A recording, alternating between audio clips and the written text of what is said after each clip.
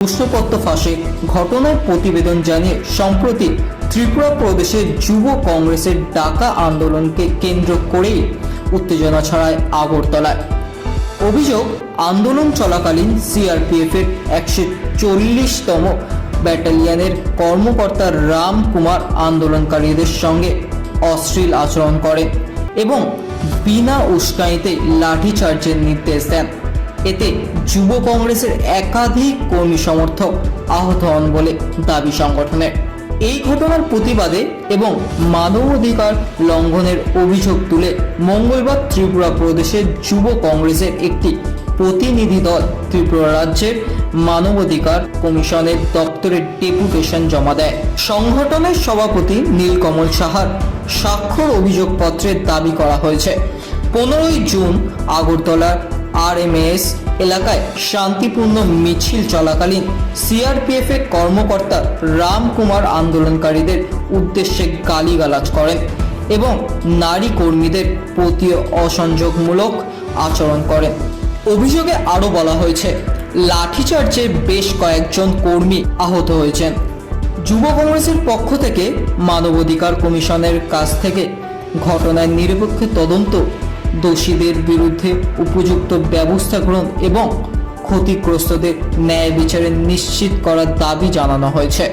প্রতিনিধি দলের বক্তব্য, গণতন্ত্র আন্দোলনের অধিকার রক্ষা এবং প্রশাসনিক ক্ষমতার অপব্যবহারের বিরুদ্ধে তারা ভবিষ্যতেও সোচ্চার থাকবেন। দেখুন, পুরো রাজ্য সাক্ষী রয়েছেন যে 15ই জুন 2026 ত্রিপুরা প্রদেশ যুব কংগ্রেসের পক্ষ থেকে যে নিট পরীক্ষার প্রশ্নপত্র ফাঁস এবং নানান রকম লোকাল ইস্যু নিয়ে শান্তিপূর্বক যেই মিছিলটা আমরা করছিলাম, সেই মিছিলে আমাদের সঙ্গে কিভাবে সিআরপিএফ এর উংলি হেননে, সিআরপিএফ এর আদেশে আমাদের উপরে লাঠিচার্জ হয়েছে, যার দরুন আমাদের অনেক সংখ্যক যুবক যুবতীদের উপরে গুরুতর আহত হয়েছেন তারা। এবং আমরা যেই ব্যাটালিয়ন 140 ব্যাটালিয়ন সিআরপিএফ এর 140th ব্যাটালিয়নের রাম কুমার যিনি অ্যাসিস্ট্যান্ট কমান্ডেন্ট ছিল 3 তারা, সেই অ্যাসিস্ট্যান্ট কমান্ডেন্টের যে ভাষা আমাদের উপরে প্রয়োগ করা হয়েছে, আমরা আসার আগেই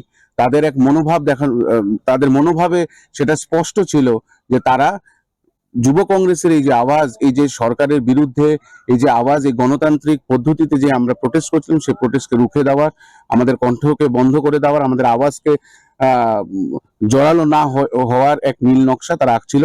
আমরা দেখেছি যে কিভাবে তারা আমাদেরকে মেরেছে। সেখানে এসডিপিও ছিলেন, সেখানে সদরের ওয়েস্ট পিএস এর বড়বাবু ছিলেন এবং এসপি সাহেব নিজে ছিলেন। এবং আমরা ভিডিওতে দেখেছি যে উনি এসপি সাহেবের কমান্ডো মানছিলেন না এবং আমাদের যতটুকু আশঙ্কা যে উনি ইনটক্সিকেটেড ছিলেন, উনি ওনার সেন্সে ছিলেন না এবং উনি সবচেয়ে দুঃখের ব্যাপার মেরেছেন, রক্ত ঝরেছে। যুব কংগ্রেস কোনো অসুবিধা নেই, কিন্তু একজন মাকে নিয়ে, যেখানে আমরা মাতৃশক্তির কথা বলি, মাকে নিয়ে এইভাবে গালিগালাজ দেওয়া, আমাদের মা কি ভুল করেছিল, কেন আমাদের মাদেরকে নিয়ে এইভাবে নোংরা কথা বলা হচ্ছে। আমরা কালকে সিআরপিএফ এর আইজি ডিআইজির সঙ্গে দেখা করেছি, ওনারা আমাদেরকে বলেছেন যে ওনারা অ্যাকশন নেবেন।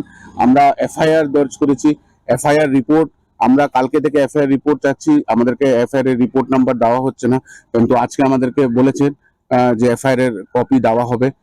আমরা এখন হিউম্যান রাইটস এর কাছে এসেছি, কারণ প্রোটেস্ট করা একটা গণতান্ত্রিক অধিকার এবং আমরা সেই অধিকারকে প্রয়োগ করার জন্য, সেই অধিকারকে কিভাবে ভারতীয় জনতা পার্টির সরকার এবং তার দলদাস কিভাবে সেই কনস্টিটিউশনাল রাইট গুলোকেও মানুষের হাত থেকে আজকে সরিয়ে নিয়ে যাচ্ছে, সেটার এক দারুণ উদাহরণ সিআরপিএফ এর তরফ থেকে 15ই জুন দেওয়া হয়েছে।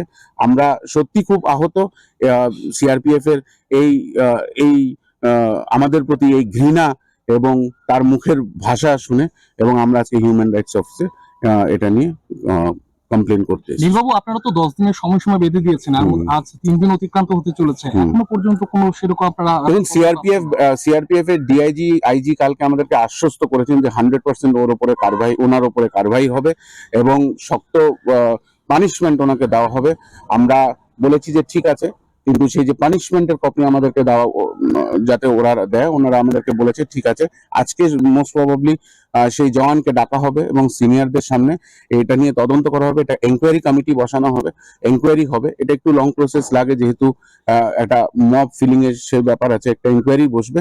এখন পর্যন্ত আমাদের কাছে কোনো স্পষ্টীকরণ আসেনি যে ওনার উপরে কি পানিশমেন্ট দেওয়া হয়েছে, কিন্তু আমরা যতটুকু খবর পেয়েছি যে আজকে বা কালকের মধ্যে আমাদেরকে জানানো হবে। যদি না হয়, আমি আগেও বলেছি, আমি এখনো বলছি, ত্রিপুরা প্রদেশ যুব কংগ্রেস রাজ্য জুড়ে বৃহত্তর আন্দোলনে নামবে এটাকে নিয়ে। কারণ আমাদের ছেলের রক্ত ঝরেছে, আমাদের ছেলে মেয়েদের উপরে হাত উঠিয়েছে, সেখানে দ্বারস্থ পুলিশ অফিসারদের তরফ থেকে লাঠিচার্জের কোনো কমান্ড আসেনি, এবং যেভাবে আমাদের মাকে বোনেদেরকে গালি দেওয়া হয়েছে এর প্রতিশোধ ত্রিপুরা প্রদেশ যুব কংগ্রেস নেবে। সিআরপিএফ উচ্চ পদস্থ অধিকারীদের উপর আস্থা নেই আপনাদের, তাই কি আজকে মানবাধিকার কমিশনে আসে আপনাদের? দেখুন, আস্থা 100% আছে, কিন্তু মানবাধিকারের কাছে আসার একটাই উদ্দেশ্য যে মানবাধিকারেরও সেই দায়িত্ব নেওয়া উচিত।